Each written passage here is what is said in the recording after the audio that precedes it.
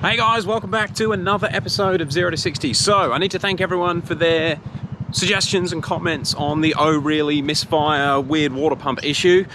You probably worked it out, but towards the end of that video I was pretty confident that it was going to be the water pump. However, I have read every single one of the comments. I haven't replied to them, unfortunately. Time is just non-existent lately. There was one comment from Arno. Now Arno, I've pinned his comment in that video. Arno is a bit of a G when it comes to BMW electronics. Like, we get a lot of help from a lot of people on this channel, a lot of mechanics, a lot of guys with a lot of experience. Arno is the one that I honestly think has more knowledge than anyone else.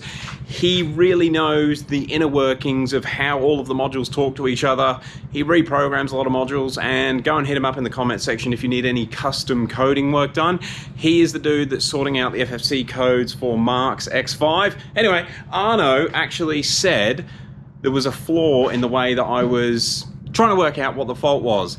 And the issue I had done with my testing, when I unplugged the intelligent battery sensor, I unplugged this blue wire, that blue pin, sorry guys, you probably can't see it, but the blue pin just there from the power. Now that basically removes the intelligent battery sensor from the battery connection, but that isn't how the intelligent battery sensor links in with the BSD, that serial bus thing. So what Arno said I had to do was unplug the intelligent battery sensor at that connector there, that little blue connector there. Now that actually removes the intelligent battery sensor from the whole bus, and that will stop the battery sensor from causing an issue with the bus going down. I did that, and within about half an hour yesterday, the water pump turned on again. So we're going to do the water pump. I've ordered 2 water pumps to try and get them here by Friday. Today is Wednesday. We'll see what happens. Roll racing is next weekend. Guys, we need a bit of a break with all this roll racing. It's crazy. But we really want to run OHHRLY with proper power at roll racing. Even if it's sort of sub 30 PSI, but have a proper go at trying to make it go quick against some other cars. Also looking at doing lakeside off-street drags. Let us know if you're keen to see that. That's a little bit more... It was from a dig, not a roll, but a similar sort of setup. It's sort of street cars having fun on an unprepped surface. Wouldn't mind having a crack at that with this thing. Should be a bit of fun. Let us know if you want to see that. Anyway, today's video, yesterday as well, actually, we'll tell you the whole story. So the E92 335 that we bought at Christmas and sold to one of our friends, that actually come back because it was starting to, well, apparently it would judder sometimes or misfire. Oh, and the engine warning light come on. The engine warning light has been on twice since January, since they've been driving it. They've done about 3,500 Ks in that car. So I said, bring it back. We'll see if we can work it out. Now, when I actually went through and did that car, the plugs that we'd ordered from eBay for that vehicle were not iridium or platinum plugs. They were just a standard spark plug, and they were the cheapest. That's why we got them. So I was thinking maybe those plugs are just not working right in that car. I actually got another set of plugs for that 325 ready to go. Some Bosch platinum tip ones. With the intention of doing a video on fitting those yesterday and fixing the misfire. However, when I scanned that car with ISTA yesterday, it actually come up with a fault on the DESA valve. I forgot what it's called then. Yeah, so it's actually got a faulty DESA valve, and that could be in turn causing the misfires at low RPMs. Ordered a DESA valve last night, so hopefully sometimes next week we'll have a video on fixing the misfire on the 325. Hopefully we'll have a video on fixing the misfires on OHHRLY with the water pump sorted out. And what I'm going to do in today's video, I had a bit of a breakthrough yesterday as well with the problem on the X5. So I mentioned it in the roll racing prep video that the X5's DSC light kept coming on. I also mentioned in the previous roll racing video that we were having some issues with the trailer brakes, and also I noticed that one of the control arms was actually loose. So 2 roll races ago, I changed the control arm just before we headed to Queensland Raceway, and this DSC error actually come up about 20 minutes into the drive to Queensland Raceway after changing the control arm and rewiring the trailer brakes. Now I thought maybe I've done something dodgy with the wiring, because I've sort of patched the wiring issue, and I thought maybe that was causing an issue with the brake light signal. Maybe that is why the DSC light was coming on. So I was trying to rectify that in the last roll race video, but couldn't get anywhere with it. However, after scanning it with both ISTA and INPA, ISTA was no help in this case. Believe it or not, ISTA just brings up a ton of faults. I can't work out what the hell's going on with that. Maybe there's more problems. But I scanned it with IMPA once when the fault was active out on the road, and it actually came out with steering angle sensor plausibility issue. So I'm thinking it's going to need a steering angle sensor. However, when I change that control arm, the steering is, instead of being, say that's normal 12 o'clock position, the steering wheel's now about here. So the control arm was so worn, I don't know. Anyway, the steering, when you're going down the road now, is on a big angle, and I haven't had a chance to have it aligned. So I'm thinking maybe this issue is actually caused by the car going, how are you doing 100 kilometers an hour with the steering at quarter of a turn? So I'm going to have a go at that. We'll get the X5 and we'll check the other arms, because I've got a full front suspension arm kit for that car, like all the bushes and ball joints. We'll see if there's anything else that needs replacing, and if not, we might get a wheel alignment done and see if that fixes the problem. So let's get O'Reilly out and get the X5 in.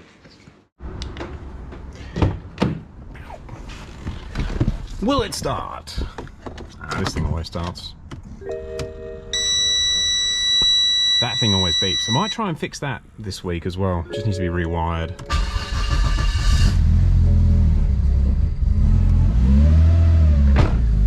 Alright, I'm gonna pull this one out, we'll get the X5 in. Okay, so what I might just do quickly, I'll show you and get your guys' opinion on this steering position, and if you think it's gonna cause the computers to spaz out. Alright, let me get this out on the road and I'll show you where straight steering wheel position is. So that is basically straight. Maybe a bit more. But as you can see there, we've got no errors right now. We only seem to get the error when you're sitting at about 80 to 100 Ks for a few seconds, going dead straight. Well, obviously dead straight with the wheel at that angle. So it definitely needs a wheel alignment. And I'm wondering if that's what's confusing the steering angle sensor, or maybe there's a wear point on the steering angle sensor. Anyway, let's get it in the shed, see if any other arms need to be replaced now, and then we'll work out if we can do a wheel alignment. Just quietly, how tough does O'Reilly look with those rears on? Ugh, wouldn't mind getting some tyres for the 15s, just run on that all the time. Why not? Right, let's get a big car in a small garage. So car's up on the hoist. Apart from being greeted by a lot more oil than I remember, I reckon I'm gonna have to do rocker covers pretty soon on this. I've had a bit of a poke around and a feel of all the joints. The only two that really stand out are this bush here. Now, you can't actually get a lot of movement with the pry bar in there, but you can twist it a fair bit, and there is some cracking on the bush. So I'm gonna replace these two arms on both sides. All of the ball joints up on the control arm on the hub actually feel quite good. So I'm going to leave those for now, but we'll have a look once we got the arms off. Same on this side. This arm just moves a little bit too much in the hand. That bush feels okay, but I'm going to do that arm because I've already done the arm on that side. And I am slightly curious if the aftermarket arms are a different length or something weird like that, and that's why the steering wheel's gone on a funny angle. So we'll put a full set of aftermarket arms on, and then it should be squared up a little bit, I think. Does that make sense? Who knows? So we'll get those four arms replaced. I have got the ball joints for in there, and also the rack ends. But I did also notice we have a nail in the tire. It's actually looks like a tech screw. So we'll try and get that out and do a puncture repair as well while it's on the lift. So I'm going to get it down, get the wheels off, and then we'll start taking the control arms off. So much oil. Ugh. So this is actually the first time I've had the wheels off this car, I think. And the brakes are massive. However, they look quite rusty, so I might give them a bit of a clean up while we're here. Yeah, get the rust off and paint them up. But back to the suspension. So this is the set that I bought. However, on top of that, it did come with this arm here. So I'm gonna just do basically all of those, which are your main suspension components. This is the steering rack end, and then sway bar link pins. I think these are fine. So yeah, when we get them swapped over, then we'll take it for a drive, see what the alignment's like, and go from there. I'm really hoping this is the steering angle problem. Clutching at straws.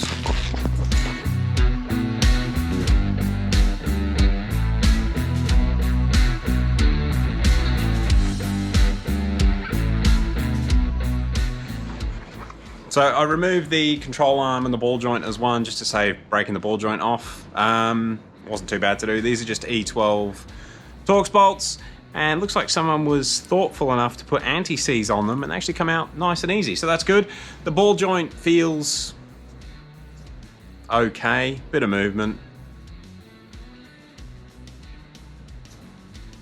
You know what, it might be showing a bit of age. Anyway, let's get the new one put in its place. Oh, actually, I'll show you as well.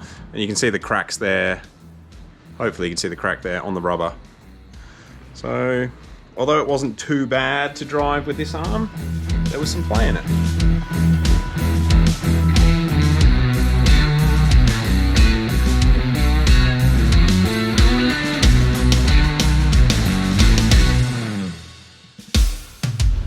So that arm is in, and I've got to say, I can't really twist it now like I can this one. Yeah, this one is rock hard. These are stronger bushes than you get in the 3 Series. Who would have thought? All right, I'm going to swap that side over, and I'll give you an update.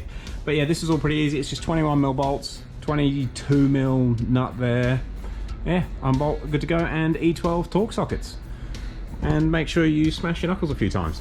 All right, I'll get that side done, and I'll get the calipers and paint, and I'll give you guys an update, and we'll take it for a test drive.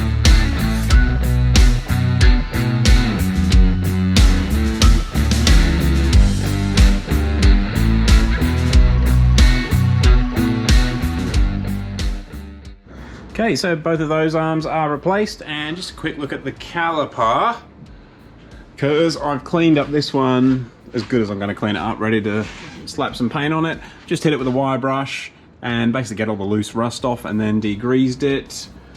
And yeah, it's like quite a dark metal, old school. I'm going to do it a dark silver, and I guess we'll have to do the rears at some point, but we are going to get these wheels painted, so it'll freshen it up a little bit. I would like to spend a bit more time.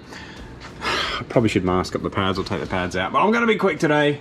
Let's just get on with it, because I want to drive it and see if it drives better with those control arms.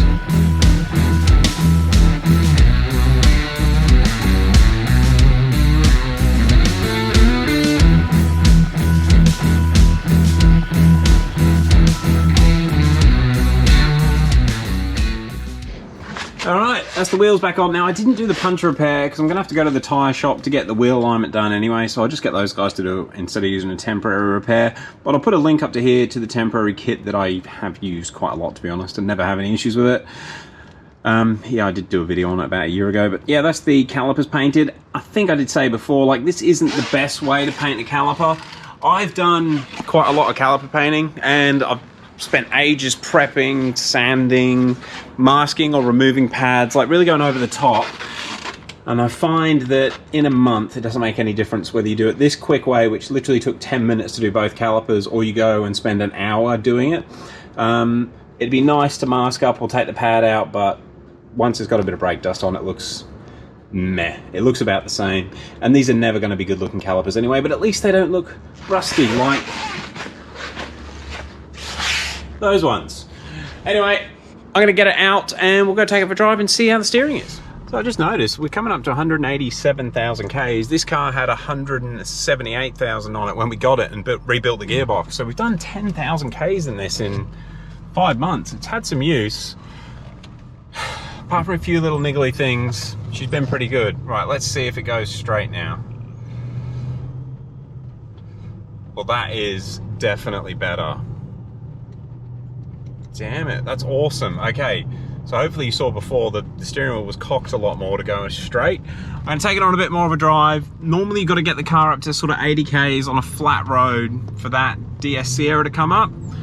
So I'll take it on the normal test drive and see what pops up. So we are on a 80 K an hour stretch, and this is where the error normally comes up when I've been test driving it the last few times. Let's see.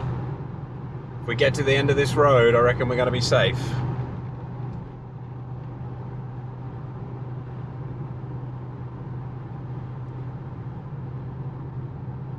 Might just squeeze it up a little bit on the speed.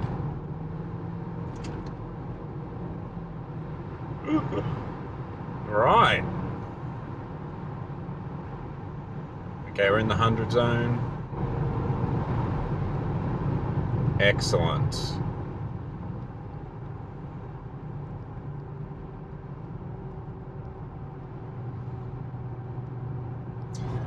Well, that's the longest I've been able to drive this in the last 2 and a bit weeks without that DSC error coming up. So obviously it's something to do with the position of the steering wheel when it was cocked a little bit, which is interesting. All right, I'll see you back at the house. So yeah, that was a pretty decent test drive and no error lights. So we fixed something. Feels like it's been a while. And yeah. I think what we'll do now is give the old girl a wash, but yeah, I'm happy to write that off as fixed the problem with the DSC. All I can think of is the steering position sensor must be worn. So when you're around that position for a while, like long enough, it must trigger the error. God knows, let me know your thoughts. Probably wouldn't hurt to get a new steering position sensor in stock for this thing for when it does actually die out. But yeah, happy with that. Got the control arms in. Haven't done the steering rack ends, but I think they're fine, the ones that are in there. But we do need to get it off to Calandra budget tyres for a wheel alignment. But yeah, that's going to end this video off here. Waiting on the water pumps for OHHRLY, waiting on the DESA valves for the N52325. And I think I might do some work on the 17T car in the next couple of days. Anyway, guys, thank you very much for watching. We will catch you on the next one. Oh, it's nice not having error lights.